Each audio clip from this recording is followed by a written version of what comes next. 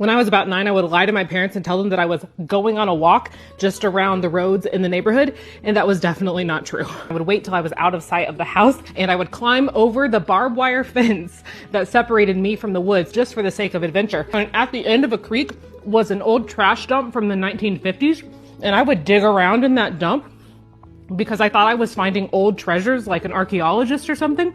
And my parents had no idea that I was just out there in the woods digging in a dump. But it gets worse. So I would go all the way to the back of the neighborhood and break into their yard and go back into their woods. I found this old trail and I followed it to an old summer camp, and they must have had one of those treetop climbing courses, you know, the ones where they buckle you in and you climb ropes and ladders and bridges and stuff. It's all falling down and rotted, and I would play on that. I would go up on top of it to the rotting wood.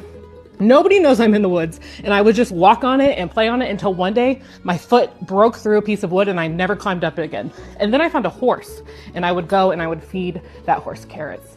And then I would just come home and tell them that I was going on walks. I finally told them this year that is what I was doing, and they were...